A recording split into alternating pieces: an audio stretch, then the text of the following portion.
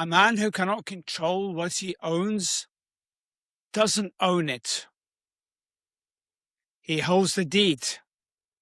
That's different. You know what you own: the equity positions, real estate, a company you built from a conversation and a handshake.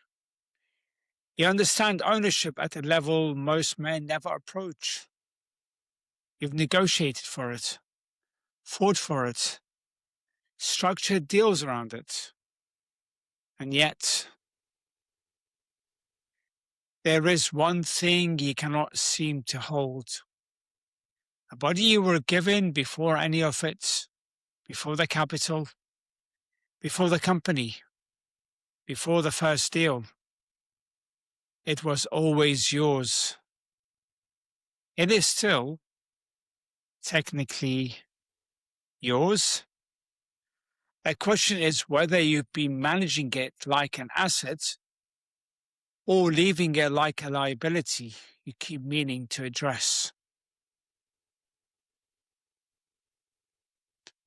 If your first instinct right now is to defend this, you're exactly who this episode is for. And if you're already building the case for why this doesn't apply to you, sit with that. Because that reflex is a problem. This episode is about ownership, real ownership. And the one place you've been quietly letting it slip while holding everything else to a standard. While holding everything else to standard. Not your portfolio, not your leadership, the asset underneath all of it. This is Iron Suits, where strength wears the crown. I am Marwan. Control is the operating principle of your life. Not as a personality quirk, as a professional requirement. You control the strategy, the allocation, the hiring decisions, the direction of the company, the standards of the organization. You are relentless about control in every domain where the stakes are visible. Now, I want you to apply the same lens to the one domain where control has been absent: your body. Not the body you intend to address, the one exists right now, the one that exists right now. What controls it? Not you, not a standard, not a decision you made and are executing. Circumstance, the calendar, whatever was available, whatever was convenient, whatever the evening produced after a long day. Last time you checked into a hotel, unpacked, caught yourself in the mirror, looked away faster than you meant to, and moved on. This is not ownership. That is drift. And you have tolerated drift in this domain that you would not tolerate for a single week in any business you've ever run. You control $1 million decisions, but you don't control dinner. You forecast revenue, but not your own strategy. The response is already forming. I own my time. I can get back to this when I'm ready. I have more important things to control right now. Listen to that language carefully. When I'm ready, get back to it. More important right now. You know exactly how long it's been. You have been saying versions of that for years. Different year, same sentence, and every time it felt reasonable. Stop. In business, readiness is not a precondition. It is a result. You were never ready to build a company. You were never ready to build a company. You built it. Readiness arrived as a consequence of the action. But with the body, readiness has become the requirement, the condition that has to be met before the work can start.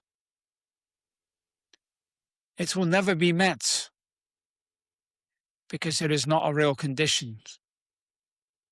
That is not a condition.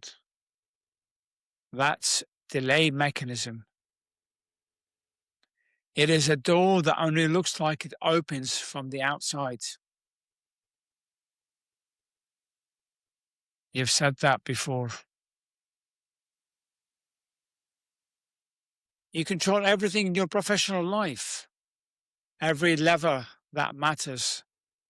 Every variable you can influence. The one thing that was always yours before the business, before the revenue,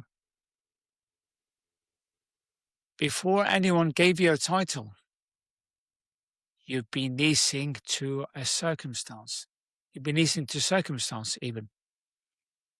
Not dramatically, quietly. One deferred decision at a time. One long day at a time. One reasonable exception at a time. Until the exceptions became the policy.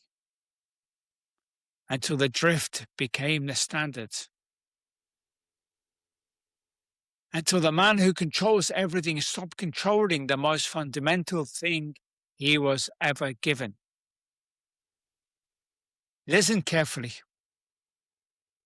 Men like you don't tolerate this anywhere else.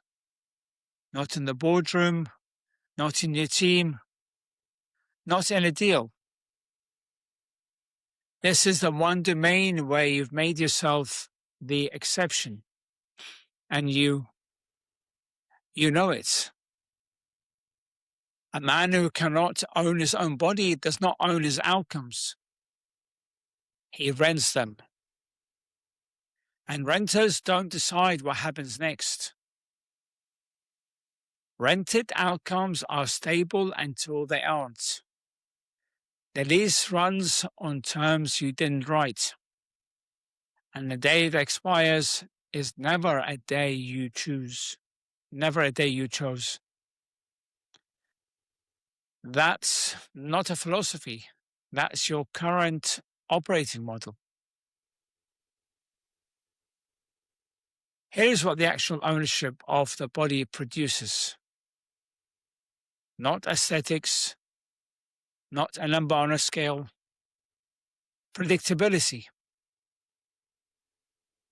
The man who owns his physical standard knows he can produce.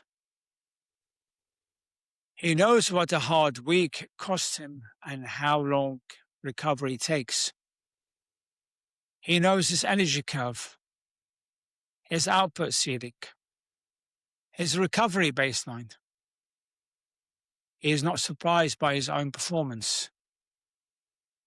You have been. The man who doesn't own it is operating with an unpredictable instrument. Some days it works, some days it doesn't. He cannot tell in advance which day it will be. In business, he would never accept that. An unpredictable asset is a liability. A system you cannot forecast is a risk. You manage your business on forecasts. You make decisions based on what you can predict. No, let's be honest. The most unpredictable variable in your business is the man running it. That is not a fixed condition. That is a management problem, and it has a solution. The shift is in how you define ownership. Most men define it as possession. I have the equity, I have the title, I have the assets. But ownership, properly understood, is active. It requires management, maintenance, intentional stewardship of the thing you claim to hold. Ownership isn't possession, ownership is control. A man who owns property but never maintains it does not own it in any meaningful sense. He holds the deed, the property owns him. Your body is the original deed, issued before everything else. Non-transferable, non-replaceable. Active ownership of that asset means a standard, a maintained, non-negotiable, condition-independent standard. Not obsession, not perfection, ownership. The same kind you apply to everything else that matters. You think you need readiness to act. Acting is what creates readiness. You've proven that everywhere except here. You are the majority shareholder in everything you've built. You are a minority interest in yourself. That ratio needs to change. Not because someone told you to, because you understand better than most what happens to an asset without an owner. It drifts, it depreciates, it becomes worth less than it should be, because no one with authority was making the decisions that matter. Drift doesn't ask permission. You didn't lose control. You stop enforcing it. That's not a hard truth. That's just the truth. And the fact that it stings is exactly the problem.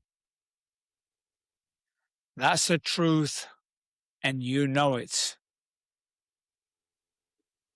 Take the position, manage the seat, own what has always been yours. Everything you've built was built by a man. That man is the asset. Act like it. Because right now, you're not.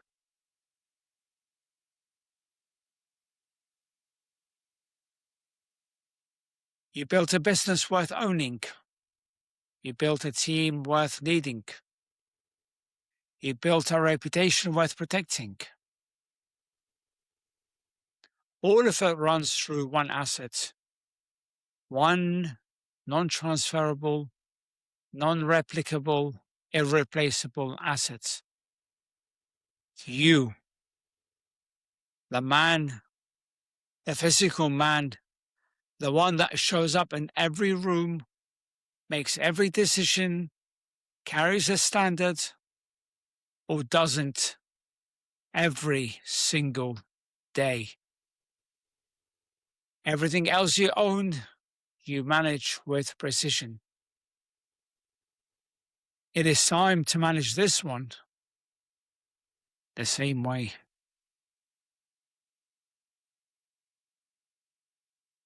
And this is Iron Suits Out. I am Marwan. Next episode, we're going to be speaking about the busy man isn't busy. He's hiding. Make sure you follow me on my socials. I am on Facebook under Marwan Killu, LinkedIn, Marwan Killu Fitness, YouTube under Marwan Killu if you want to watch this on YouTube. Make sure you subscribe to the show so that you get notifications whenever a new episode goes live. And make sure, if it's a nerve, make sure you share this episode with another leader who is a little bit soft. Because as iron sharpens iron, one man sharpens another. Till the next episode, have a good day, and I'll talk to you all soon.